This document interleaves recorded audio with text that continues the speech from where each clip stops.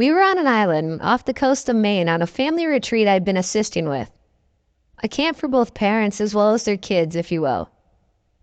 I'd volunteered after seeing an ad in the classifieds. It sounded like, and it was, a beautiful getaway for families to bottom and breathe the freshest of air.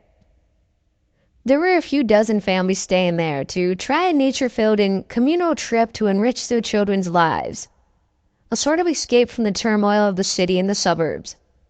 It was beautiful, with walks through the forest and wood stoves, oil lamps, and a lack of cell phones making it a truly magical place, outside of the fangs and pitfalls of traditional society. The family retreat was on one of the most beautiful islands I'd been to. By far the most lovely place I'd worked in my 40 years on this planet. I was in charge of coordination, scheduling events, exploring the wilderness on long hikes, and just watching over everybody. I rounded the families up for meals and would try to get the kids excited about something aside from a cell phone screen. All was going well until we received a severe storm warning and we knew it would be far too dangerous to try and stay.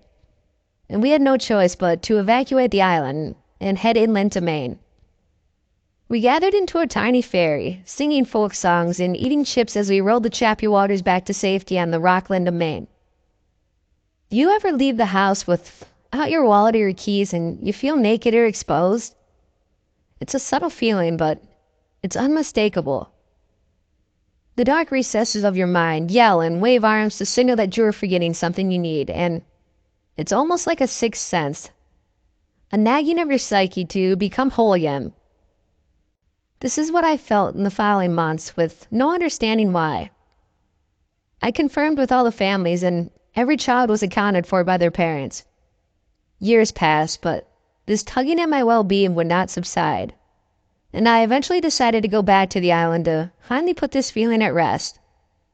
It had been 2 years, and I figured I could use a vacation somewhere beautiful anyways. The flight, cab, and ferry were swift, and I'd arrived with no trouble. Memories were flooding back like a familiar book. It felt a bit unsettling to be on the remote island all by myself, though. When the ferry shipped off and I watched it drift out of view, I felt an unease I'll never forget. My one tether to civilization drifting off into the dense fog and ocean spray. I hiked up to the vacant lodges, entering the one I'd stayed in 2 years earlier.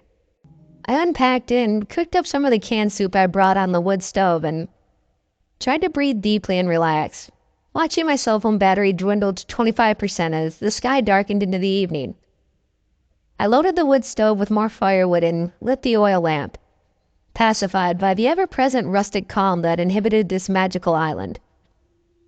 When I jolted awake, the pale light of the night sky let me know that it was likely around 3 a.m.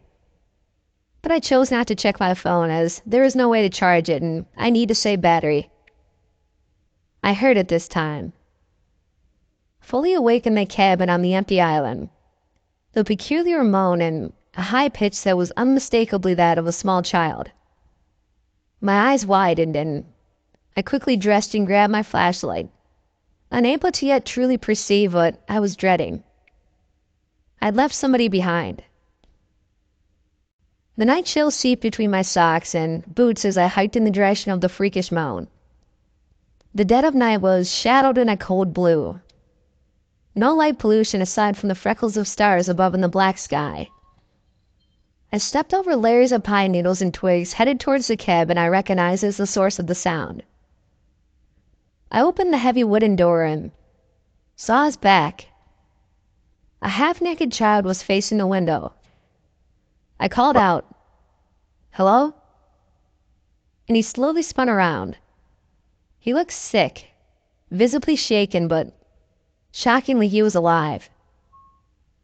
I recognized him after a minute. He had been one of the children on that group trip nearly 2 years ago. "Are you all right?" I asked, overwhelmed that this boy was alive, and he nodded. "Where are your parents?" I asked, then realizing they would have never left him behind intentionally or not returned either. He shook his head and faced the window once more. He was maybe 5 or 6, larger than I remembered, but the face was clear. He was the son of a sweet but distant couple that kept to themselves. It wasn't until I saw him that I realized they hadn't been on the return trip of the ferry either. I was amazed this child was alive. He'd been on a pretty much barren island for around 2 years. It was nothing short of a miracle.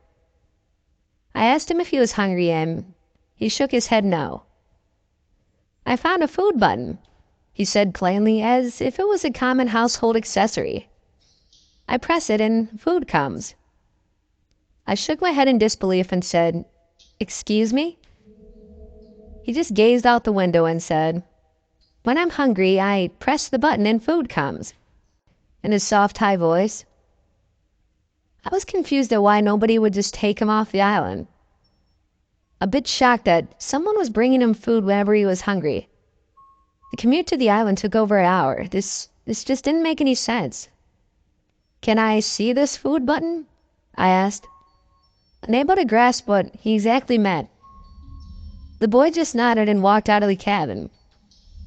I followed him into the dark evening air, observing his tics and shivers as he led me up the path to the one place on the island with power.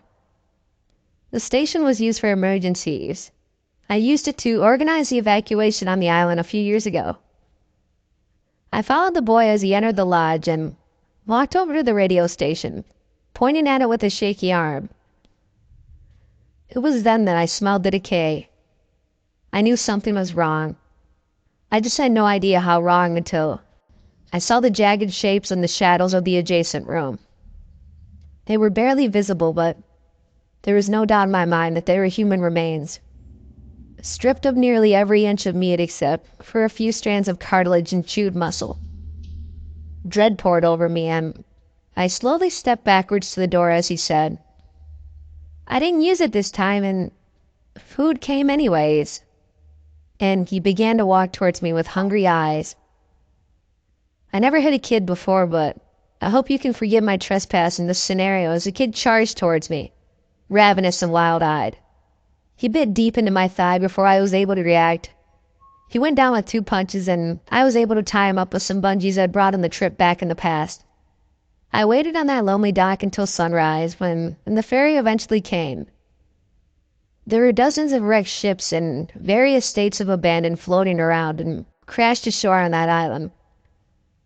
His parents were identified among the dozens of remains in that lodge, as well as those of multiple attempted rescuers who'd responded to his plea of the food button on that VHF radio in that grisly tomb of a lodge.